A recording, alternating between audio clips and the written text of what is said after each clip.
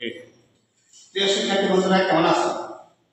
আজকে তোমাদের সামনে একটা গুরুত্বপূর্ণ টপিক নিয়ে আলোচনা করব। টপিকটা হচ্ছে যে some important rules of confusing tag. কিছু কিছু ট্যাগ আছে যেগুলি আনসার করতে তোমাদের একটু গ্যাপ পেতে হয়। আজকে আমরা সেরকম কয়েকটি নিয়ম নিয়ে আলোচনা করব। তো দেখো বন্ধুরা, যে প্রদত্ত স্টেটমেন্টটি যদি শুভেচ্ছামূলক হয় তবে তার ট্যাগ হবে ডোন্ট আই। যেমন গুড মর্নিং, তাহলে এখানে এই গুড মর্নিং দ্বারা কি বোঝানো হচ্ছে? শুভেচ্ছা। সুতরাং এটাই হবে কি ডোন্ট আই। কারণ এই বাক্যটাকে পুনরূপ রূপান্তর করলে হয় আই উইশ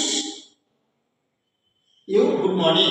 এখানে subject I, but wish though but the one, সেই জন্য কি ইংরেজি ডোন্ট আই বসানো হয়।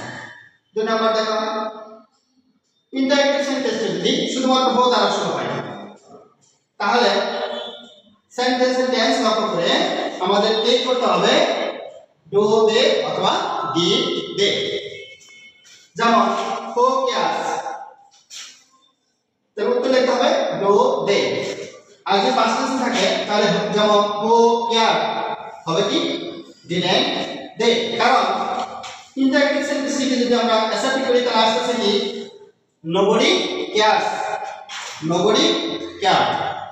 আচ্ছা, 3 নাম্বার, ইনডাইরেক্ট সেন্টেন্স যদি who does not দিয়ে শুরু হয় তাহলে এটাকে ঠিক হবে don't they। কারণ এই বাক্যটিকে প্রথমে অ্যাসার্টিভ করতে হবে। যদি একে অ্যাসার্টিভ করি তাহলে আসছে কি who cares। এখন সেই জন্য একটা হচ্ছে কি ডোন্ট দে। 4 নাম্বার, ইম্পারেটিভ সেন্টেন্সের অবজেক্টে যদি ইউ হয় তবে ওই ধরনের বাক্যের ট্যাগ হবে ডোন্ট আই। যেমন লাভ ইউ, ট্যাগ হবে কি ডোন্ট আই। কারণ এই বাক্যটা পুনরূপ ছিল এরকম আই লাভ ইউ।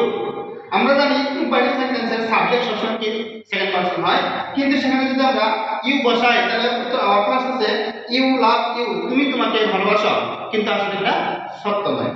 তাহলে এক্ষেত্রে বাক্যটার মূল গঠন কি ছিল আই লাভ ইউ, সেজন্য এটা হচ্ছে কি ডোন্ট আই। 5 নাম্বার, প্রনাউন হিসেবে যদি নাউন হিসেবে সেন্টেন্সের সাবজেক্ট হয় তবে ওই ধরনের বাক্যের ট্যাগ হবে ইজ এন্ড ইট। যেমন আই ইজ এ প্রনাউন, এখানে আই কিন্তু প্রনাউন হিসেবে বসে নাই, এখানে কি বলা আছে সাবজেক্ট হিসেবে, সেই জন্য এটা হচ্ছে কি ইজ এন্ড ইট। আসলে প্রশ্ন আছে। ধন্যবাদ।